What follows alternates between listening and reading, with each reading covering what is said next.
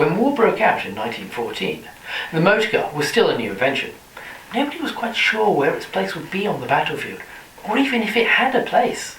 Russians were early enthusiasts for armoured cars, and they'd already ordered a small number from British and French firms. The British top brass, however, were more sceptical.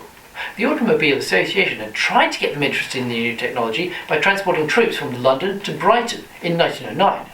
But all the general said was, if this ever happened again, the men would need a chin strap to stop their caps blowing off. This meant it was up to the Navy to find out what could be done with them. The Navy was at the cutting edge of technology. It even had its own air wing, the Royal Naval Air Service, and a squadron of the RNAS, led by Commander Charles Sampson, was deployed to Dunkirk to intercept Zeppelins. Commander Sampson was a pioneering airman who had already set records in his primitive seaplane. He thought that the cars could be useful for protecting airfields, or they could even provide ground support for his aircraft. Some of his officers took their cars with them. His motor bandits were actually the first British troops into Antwerp in October 1914, and on September the 4th they got their first taste of combat. Commander Sampson was riding in his brother Felix's Mercedes, along with 2 other officers. They'd armed the Mercedes with a Maxim machine gun, and they were being followed by 4 sailors armed with rifles. These were in a Rolls Royce because these are a group of Edwardian naval officers, so naturally one of them's going to have a spare Rolls Royce hanging about. They'd been told of a German car scouting the area, so they set a trap for it. They couldn't use the Maxim whilst they were moving, so they took up positions in the ditches by the side of the roads. Once the Germans got within 500 yards, they opened fire. They wounded one of the Germans, but then the firing pin on the Maxim broke. The German driver scrambled back into his car, spun it around, and the others piled in, carrying their wounded comrade, and they sped off. Felix Sampson realised that it would be a good idea to get his car armoured, if they were going to do that again. He designed the armour, and his brother Charles got one of the big shipbuilding firms in Dunkirk to make it for them. The men dubbed this first armoured car the Iron Duke, after the flagship of the Grand Fleet. The armour at this was quite primitive at this point. The driver was encased in something which resembled the top half of a coffin, but so long as they didn't get within 150 yards, it would stop a bullet. So they also armoured the Rolls-Royce and managed to acquire a pair of French machine guns. One was fitted to the newly armed Rolls and another to an unarmoured car, bringing their fleet up to 3. They even acquired a little dog as their mascot. Then they went out hunting Germans. They went out almost every day, and on September the 27th they encountered a patrol of German Uhlans riding bicycles.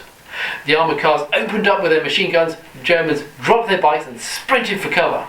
The action was so close, little more than 60 yards, that when the Germans shot back, their bullets sliced through the car's armour plating, injuring 2 sailors inside. The Germans, however, only had a haystack to hide behind. 4 were killed, and the 5th threw up his rifle in the air and surrendered. Despite these small successes, the Royal Navy and their Belgian allies could not hold back the tide of the German advance. Antwerp's defences cracked under the weight of the men being sent against it, forcing withdrawal. The armoured cars were almost forced across the frontier into the Netherlands, where they had been interned like the men of the Royal Naval Division. But they managed to get to the coast and back to Britain. Britain was a maritime power that had found itself in a land war, and the sight of Royal Naval armoured cars touring the streets with the white ensign flying proudly from the jackstaffs of their turrets caught the public imagination. It also caught the interest of Mr. Winston Churchill, the First Lord of the Admiralty. He loved innovative ideas about how they could win the war. He ordered a large number of armoured cars for the Navy, while Commander Sampson was still in Belgium, and sent over a detachment of Marines to crew them. He was not the only one interested in the cars. The Duke of Westminster, believed to be the richest man in the kingdom, liked them so much that he personally bought a squadron of Rolls-Royces to command. A young Conservative politician and motoring fanatic called Oliver Locker-Lampson tried to follow suit, but as he didn't have the Duke's immense wealth, he had to rely on public subscriptions in order to raise the funds. He had hoped that his unit would be attached to the Ulster Division, but the army still wasn't interested in armoured cars, so instead he accepted a commission in the Royal Naval Volunteer Reserve and was given command of one of the 15 squadrons of the rapidly expanding Royal Naval Armoured Car Division. While the army generally didn't want cars, there was a corps that was interested in lorries. This was the Army Service Corps. As the car was still new technology, there was only a limited number of drivers and mechanics in the country, so the Navy had to compete with it for the men to crew their armoured cars. But when I say compete, it wasn't much of a competition. Anybody that took the King's Shilling and joined the Navy was immediately promoted to petty officer mechanic and received 6 times the pay of an army private. So it was obvious which service you'd go for if you had the choice. Locker Lampson quickly recruited men for his squadron and he was sent off to Flanders.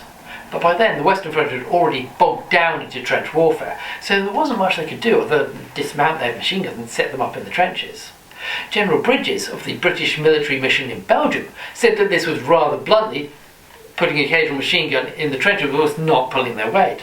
So the Naval Armoured Car Division ended up being scattered into places where they could be more useful. Some went to Gallipoli, others to Africa, and Locker Lampson ended up in Russia. I'm planning to make future videos about these adventures, but today I want to talk about the squadron that stayed behind in Britain. By 1915, many people were trying to think of ways to break through the stalemate of the trenches. Officers of both the Army and the Navy were coming up with ideas. In June of 1915, the Commander-in-Chief in France sent a memorandum urging that something be done, resulting in the Landships Committee, which was set up under Admiralty control. The War Office said that these landships must be able to climb a 5-foot parapet and cross a 10-foot ditch.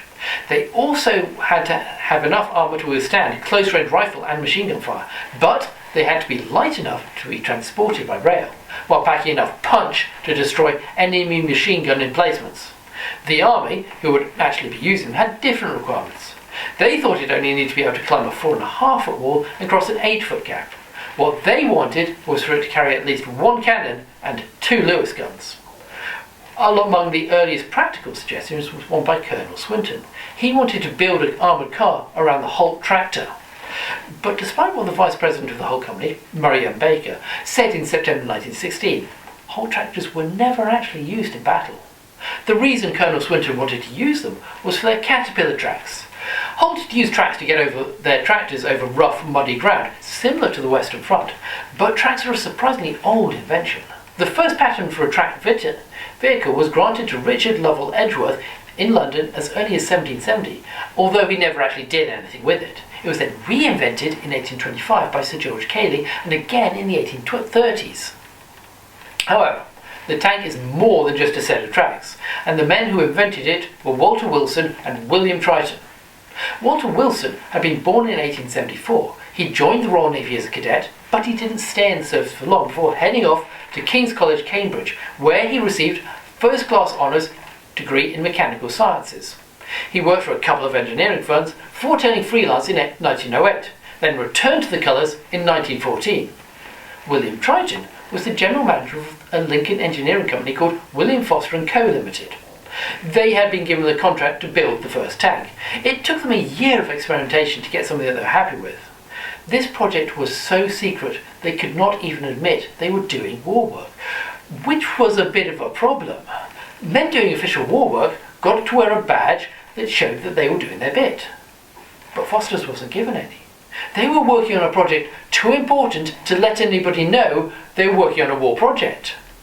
The company was stuck in a catch-22 situation, and the whole time their best men were joining up to avoid being accused of cowardice. In the end, they threatened to get 20 squadrons of the Royal Naval Armoured Car Division to drive down to Whitehall and take the badges by force. This worked, and with the war work badges finally extracted from Whitehall, their workers did not have to worry about having a white feather thrust in their faces. So now they could concentrate on the machine that they were building. The first tank was really just a big metal box containing the engine, weaponry and crew. The prototype machine, known as Mother, was equipped with 6-pounder guns supplied by the Royal Navy. The first time they tried to fire the guns, one of the other engineers bet Walter Wilson £50 that the entire hull would collapse on the first shot. They loaded a shell and then gently squeezed the trigger. Nothing happened. The gun didn't fire. It looked like they had a problem, but as they were examining the gun, suddenly it went off. The hull remained in one piece, but then they became worried they might have accidentally shot Lincoln Cathedral, as it was well within range. After a couple of hours of frantic searching, they found the remains of the shell buried in the ground not far away. It turned out that this had been a problem with a dud shell, and after they went on fire for the rest of the day without a hitch. There were 2 types of early tank. One was called the female and was armed with machine guns. The other was called the male and was armed with Hotchkiss quick firing guns. So Mother was actually a male, and in July of 1916 it came time to show her, or him, off to the General Staff and to the King. During one trip around Hatfield Park, the Navy lieutenant in charge of gear selection was making such a hash of it, the driver stopped to tear a strip off him. Then he remembered who was sitting just behind them. He thought his next trip might be the Tower of London. Luckily for him, the King was sitting there with a broad grin on his face. Obviously, he thought the lieutenant's antics were a bit of a joke, and other than that, the demonstration was a complete success.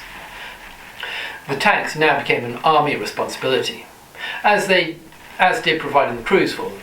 The obvious solution was to raid the Royal Naval Armoured Car Division for volunteers. An officer was dispatched, but as the project was still top secret, the only thing they could tell them was that they'd be reduced to the rank of private and receive a massive pay cut. When he asked for volunteers to step forward, the front rank swayed and then seemed to lean backwards.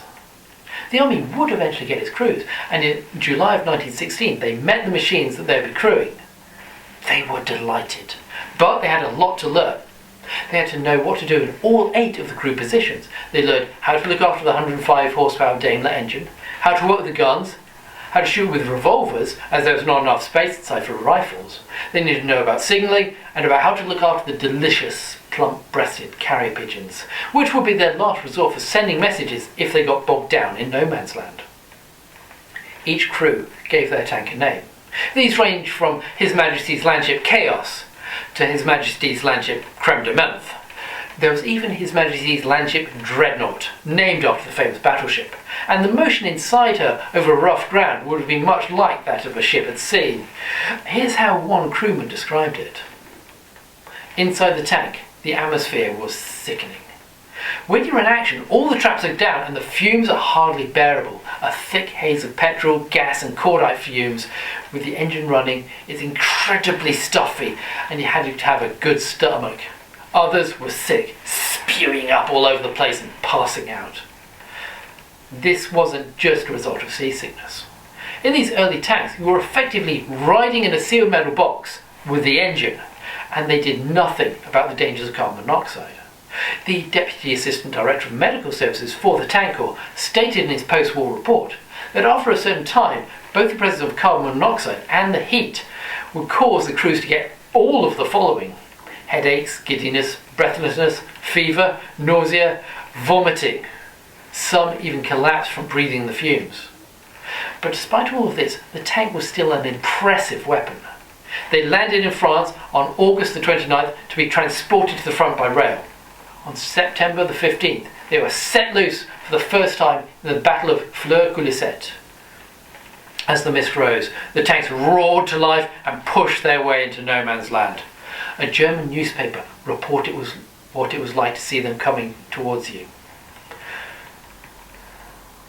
The monsters approached, slowly, hobbling, rolling, rockling. They approached. Nothing could impede them. A supernatural force seemed to impel them on. In the trenches said, "The devil is coming," and word passed along the line like wildfire. A war correspondent on the Allied side described how bullets fell off from their sides harmlessly. It advanced on a broken wall, leaned against it heavily until it fell with a crash of bricks. Then it rose again on the bricks and passed over them to walk straight into the midst of our factory ruins. As awe-inspiring as the tank might look from the outside, on the inside it was even worse. Private Arthur Jenkin describes what it was like. Turning hastily around, I saw the driver, who'd just vacated my position, was sitting on the gearbox and vomiting as a consequence of the fumes that he had inhaled. It was now a veritable hell inside. The machine gun bullets beat like hell inside, and from each, hot splinters prickled the gunners' faces. Inside, above the noise of the engine, was heard the crackle of our own machine guns, mingled with the groaning and whining of the gunner who had laid out along the blood and oil-saturated floor. This, with the vomiting of our second driver, the intense heat, the petrol fumes, nauseous vapours from the guns, made an inferno that no outside observer would have thought possible to exist within those steel plates. Despite all of this, nobody could deny the growing importance of the tanks. A special tanks corps was set up separate from the machine gun corps, and of the 6 original tank companies, 2 were commanded by former Royal Naval Armoured Car Division officers. I'll talk about where the others went in the future, but in the next video I want to talk about some of the other sailors that you would not expect who supporting the tanks in the trenches of the Western Front.